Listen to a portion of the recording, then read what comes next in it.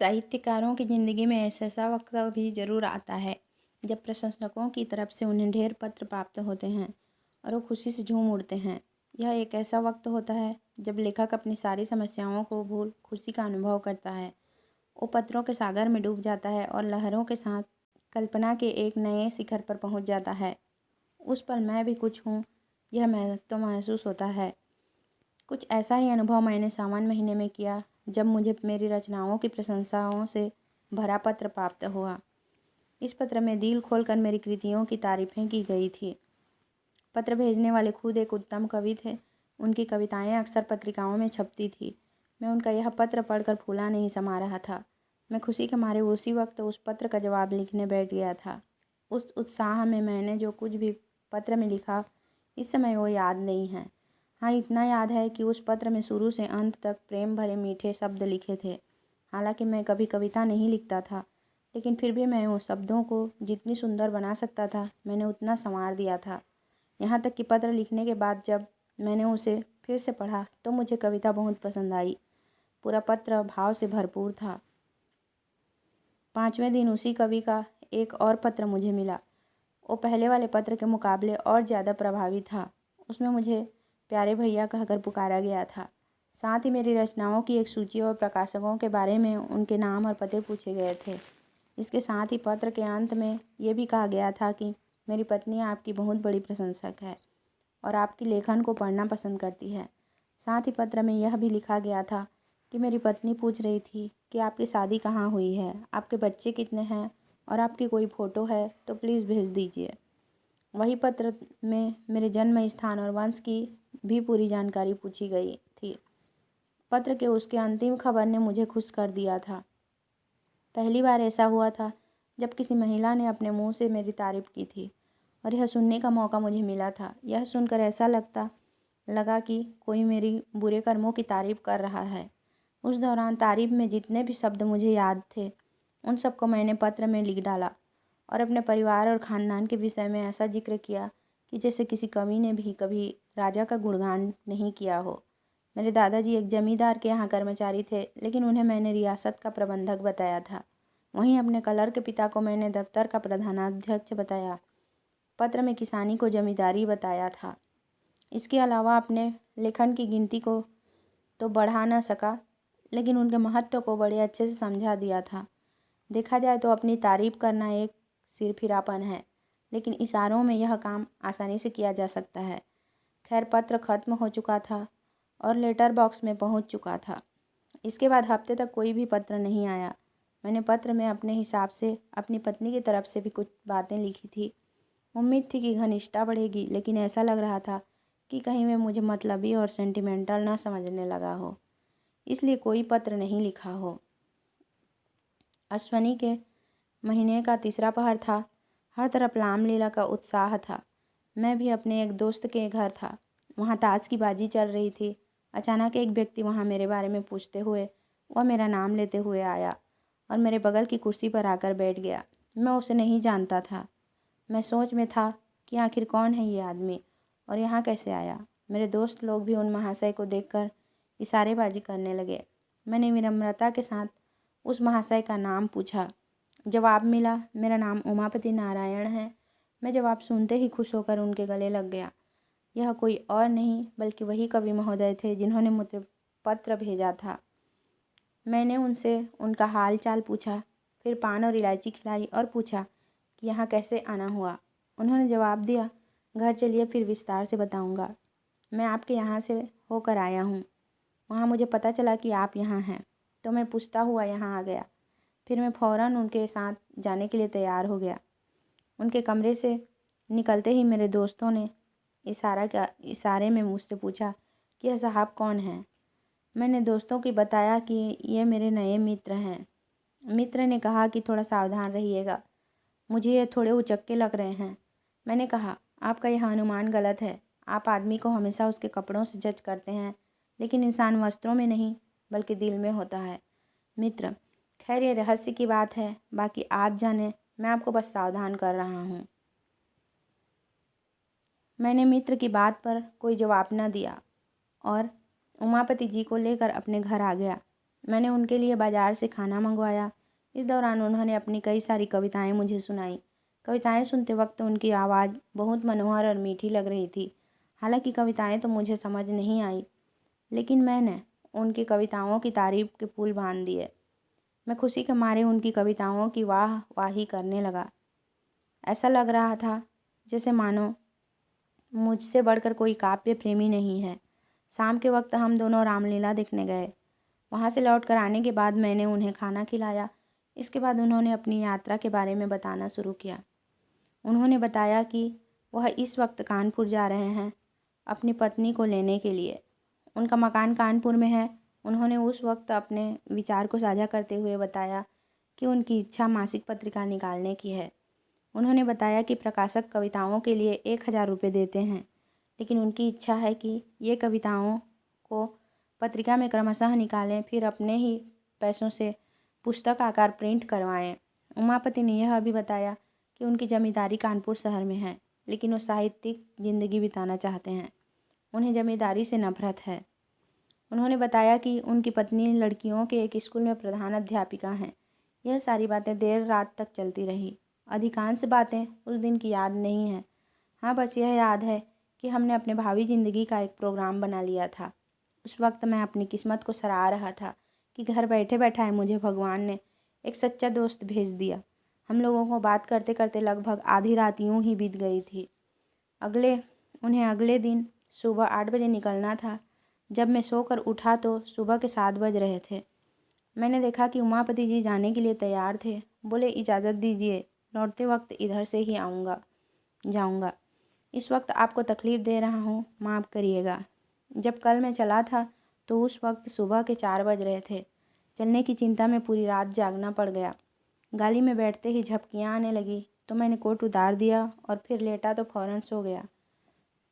मुगल सराय में आँख खुली तो देखा कि कोट गायब था। कोट को मैंने चारों तरफ ढूंढा, पता ही नहीं चला कि मेरा कोट किसी ने चोरी कर लिया है। मेरे कोट में उस वक्त 50 रुपये रखे थे, वो भी साथ में चले गए। पत्नी के मैके उसे लेने जाना है और जाते वक्त मुझे कपड़े ले जाने हैं। आप मुझे 50 रुपये उधार दे दीजिए। ससुराल में हर वक्त थोड़े बहुत पैसे खर्च होना स्वाभाविक है। ऐसे में अगर पैसे ना खर्च करो तो हंसी होगी। मैं जब वापसी में इधर से लौटूंगा तो आपको पैसा देता हुआ जाऊंगा। मैं उनकी बात सुनकर बड़ी दुविधा में था। मुझे पहले भी एक बार धोखा मिला था। फौरन मन में ख्याल आया कि कहीं इस बार भी धोखा न खा जाऊं। फिर तुरंत ही मुझे अपने इस ख्याल पर शर्म आने लगी। मैंने सोचा, इस संसार में हर आदमी एक जैसा नहीं होता। ये बेचारे कितने सज्जन आदमी हैं, इस वक्त मुसीबत में हैं। ये सोचते हुए मैंने अपनी पत्नी को कहा कि अगर तुम्हारे पास कुछ पैसे हैं तो दे दो। पत्नी ने पूछा, क्या करोगे? मैंने कहा, कल जो मेरे मित्र आए हैं, किसी ने उनके रुपए सफ़र के दौरान चुरा लिए हैं। उन्हें ससुराल अपनी पत्नी को लेने जाना है। लौटते वक्त वो पैसे दे देंगे। मेरी बातों को सुनकर पत्नी ने मजाक करते हुए कहा कि तुम्हारे जितने भी दोस्त आते हैं सब तुम्हें धोखा देने ही आते हैं। मेरे पास कुछ पैसे नहीं हैं। फिर मैंने थोड़ा अपनी पत्नी को मनाते हुए कहा कि अगर पैसे है तो दे दो ना, बेचारे तैयार होकर खड़े हैं, उनकी गाड़ी छूट जाएगी। पत्नी ने कहा, बोल दो जाकर कि इस वक्त घर में कोई पैसे नहीं हैं। मैंने कहा, यह खाना इतना आसान बिल्कुल नहीं है। इसका मतलब यह है कि मैं दरिद्र होने के साथ साथ अच्छा दोस्त भी नहीं हूँ। क्या मेरे पास 50 रुपये का भी इंतज़ाम नहीं हो सकता? उमापति जी को इस पर कभी यकीन नहीं होगा कि मेरे पास इतने पैसे भी नहीं हैं। इससे तो यह सही है कि उन्हें मैं सीधे सीधे कह दूँ कि आप पर बिल्कुल भी यकीन नहीं है। मेरी बातें सुनकर पत्नी ने झुंझला कर बक्से की चाबी मेरे सामने फेंकते हुए कहा कि तुम जितनी आसानी से बहस कर लेते हो, अगर उतनी आसानी से आदमी परखना जानते तो अभी तक इंसान बन गए होते। जाओ और दे दो ये रुपए। इन रुपयों को उधार समझकर मत दो। ये समझना कि इन रुपयों को पानी में फेंक दिया। मुझे तो बस आम से मतलब था, ना कि पेड़ की गिनती से। मैंने रुपए निकालकर उमापति जी को उसी वक्त दे दिए। उमापति जी ने पैसा लौटाने का वादा किया और चले गए। उमापति 7वें दिन फिर शाम को घर वापस आए। उनके साथ इस बार उनकी पत्नी व बेटी थी। दही चीनी खिलाकर मेरी पत्नी ने उन लोग का स्वागत व आदर सत्कार किया, यहाँ तक कि 20 रुपये का मुंह दिखाई के दिए। इसके साथ कि उनकी बेटी को भी मेरी पत्नी ने मिठाई खाने के लिए 2 रुपये दिए। मुझे लगा था कि उमापति जी आने के बाद ही मेरे रुपये लौटा देंगे, लेकिन उन्होंने रात में रुपयों का कोई जिक्र तक नहीं किया। सोते वक्त मैंने पत्नी से कहा कि रुपये का तो उन्होंने जिक्र तक नहीं किया। पत्नी ने मेरी बात सुनकर हंसते हुए कहा कि क्या तुम्हें सच में उम्मीद थी कि वो आते ही फ़ौरन तुम्हारे पैसे लौटा देंगे? मैंने पहले ही तुमसे कहा था कि रुपये मिलने की उम्मीद से उन्हें पैसे मत देना। यह समझो कि ये पैसे किसी दोस्त की मदद के लिए दिए थे, लेकिन तुम तो विचित्र हो। पत्नी की बातें सुनकर मैं लज्जित होकर चुप रह गया। उमापति अपने परिवार वालों के साथ 2 दिन तक मेरे घर में रुके। मेरी पत्नी ने इस दौरान उन लोग का खूब आदर सत्कार किया। मुझे फिर भी संतोष नहीं था, क्योंकि मैं समझता था कि इन्होंने मेरे साथ धोखा किया था। तीसरे दिन वो सुबह जल्दी अपने घर जाने को तैयार हो गए। मुझे अब उम्मीद थी कि वो मेरे रुपये लौटा देंगे। ऐसा नहीं हुआ। वो अब एक नई राम कहानी सुनाने लगे। उन्होंने बिस्तर बांधते हुए कहा कि मुझे बड़ा ही दुख है कि इस बार मैं आपके पैसे नहीं लौटा पाऊँगा। दरअसल बात यह है कि घर में पिताजी से मुलाकात नहीं हो पाई। वे किसी काम से गांव गए हुए थे। मेरे पास इतनी छुट्टियां नहीं थी कि उनसे मिलने मैं गांव तक जाता। गांव जाने के लिए रेल का वहाँ कोई भी जरिया नहीं है। वहाँ पहुँचने के लिए बैलगाड़ियों से जाना पड़ता है। इसलिए सिर्फ एक दिन मैं घर में रहा और फिर अपने ससुराल को निकल गया। मेरे सारे रुपए ससुराल में ही खर्च हो गए। अब तो मेरे पास ट्रेन के टिकट तक का पैसा नहीं है। कृपया आप मुझे 25 रुपये मुझे दे दीजिए। मैं वहाँ पहुँचते ही आपके रुपये भेज दूँगा। मन तो किया कि फ़ौरन जवाब दे दूँ, लेकिन ऐसा मैं कर नहीं पाया। मैंने पत्नी से पैसे मांगकर उमापति के हाथ पर रख दिया। इसके बाद वो चले गए। 1 हफ्ते के बाद जब फिर उमापति जी ने पत्र भेजा, जिसमें लिखा था कि वो काम के सिलसिले में बाहर जा रहे हैं, वापस लौटकर रुपये भेजेंगे। 15 दिनों के बाद मैंने एक पत्र लिखकर उनका हालचाल पूछा, लेकिन मेरे पत्र का कोई जवाब नहीं आया। मैंने 15 दिनों के बाद फिर से पत्र लिखा और इस बार मैंने रुपयों के बारे में पूछा। इसका भी कोई जवाब नहीं आया। 1 महीने के बाद मैंने फिर पत्र लिखा, लेकिन इस बार भी कोई जवाब न आया। मैं समझ गया था कि पत्नी ने जो भी कहा वो ही सच था। मैं निराश और चुप होकर बैठ गया। हालांकि मैंने अपने इन पत्रों के बारे में अपनी पत्नी को कुछ नहीं बताया। उमापति के इस व्यवहार पर मुझ पर गहरा असर पड़ा। फिर इसी महीने मेरे यंत्रालय में बिहार प्रांत से एक कंपोजिटर आया था। 15 रुपये मासिक पर मैंने उसे काम पर रख लिया था। वो पहले किसी अंग्रेजी स्कूल में पढ़ा करता था। किसी का सहयोग न मिल पाने की वजह से वो पढ़ाई छोड़ चुका था। उसके घर वालों ने उसकी मदद करने से मना कर दिया था। मजबूर होकर उसे यह नौकरी करनी पड़ी। उसकी उम्र वही कोई 17 से 18 साल रही होगी। उसका गंभीर स्वभाव था और उसके बातचीत करने का तरीका भी अच्छा था। यहाँ आने की तीसरी ही दिन उसे बुखार आ गया। कुछ दिनों के बाद भी जब बुखार नहीं गया तो उसे अपने घर की याद सताने लगी। उसने मुझसे कहा कि वह बीमार है, उसे कुछ रुपए मिल जाए तो वह घर चला जाएगा। फिर वह वहाँ पहुंचकर पैसों का इंतज़ाम करके मुझे भेज देगा। वह सच में बहुत बीमार था, लेकिन मैं पहले से ही पैसों के मामले में धोखा खाकर बैठा हुआ था, इसलिए मैंने उसे मना कर दिया। मेरी बातें सुनकर वो रोने लगा और मुझसे मदद की विनती करने लगा, लेकिन धोखे की चोट खाए बैठा मैं उसकी बातों को नज़रअंदाज कर गया। दुविधा भरी स्थिति में उसने फिर आकाश को देखा और वहाँ से चला गया।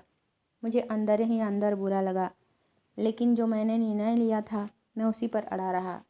मैंने मन में इस बात पर विचार करके संतोष कर लिया कि मैं कहाँ का ऐसा धनी हूँ जो पैसे बहाता रहूँ। वो लड़का मेरे पास से आंखों में आंसू लेकर गया था। तब कार्यालय के एक क्लर्क, जिनका नाम पंडित पृथ्वीनाथ था, उन्होंने उसकी मदद कर दी। उन्होंने उसकी पूरी कहानी सुनकर उसे 15 रुपये दे दिए थे। जब मुझे इसकी जानकारी हुई तो मानो मेरे मन से कोई बोझ उतर गया हो। चलो अब वो बेचारा अच्छे से घर तो पहुंच ही जाएगा, यह सोचकर ही मुझे मुफ्त में ही संतोष मिल गया। लेकिन कुछ अपने किए पर भी मुझे शर्म आई।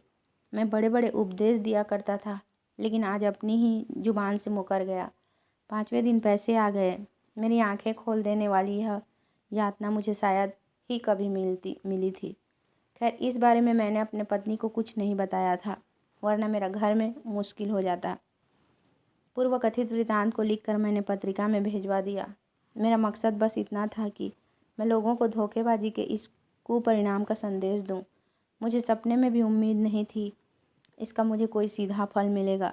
फिर चौथे दिन 5 रुपये का मनी आर्डर मेरे पास पहुंचा। मैं उसे देखकर इतना खुश हुआ कि मेरी खुशी का कोई सीमा नहीं थी। मनी आर्डर भेजने वाला कोई और नहीं बल्कि वही महोदय थे, उमापति। भेजे गए कूपन पर सिर्फ क्षमा शब्द लिखा था। मैंने वो पैसे ले जाकर अपनी पत्नी को दे दिए और वो कूपन दिखाया। पत्नी ने बड़े ही अनमने तरीके से मुझसे कहा कि इसे ले जाकर अपनी अलमारी में रख लो। तुम ऐसे लोभी किस्म के इंसान हो, मुझे नहीं मालूम था। कुछ पैसों के लिए इस तरह किसी के पीछे पड़ जाना अच्छी बात नहीं है। जब पढ़ा लिखा और विनयशील इंसान अपने वादे को पूरा न करे तो समझना चाहिए वो मजबूर है। विवश हुए इंसान को इस तरह बेइज्जत करना सही नहीं है। मैं इन पैसों को तब तक नहीं रखूंगी जब तक कि उमापति जी का कोई संदेश या पत्र नहीं आ जाता जिसमें उनके रुपये भेजने की देरी का कारण लिखा हो। हालांकि उस वक्त मैं ऐसी महान बातें सुनने के लिए बिल्कुल भी तैयार नहीं था। डूबे हुए रुपये मिल गए हैं, मैं उसी में खुशी से फूले नहीं समा रहा था।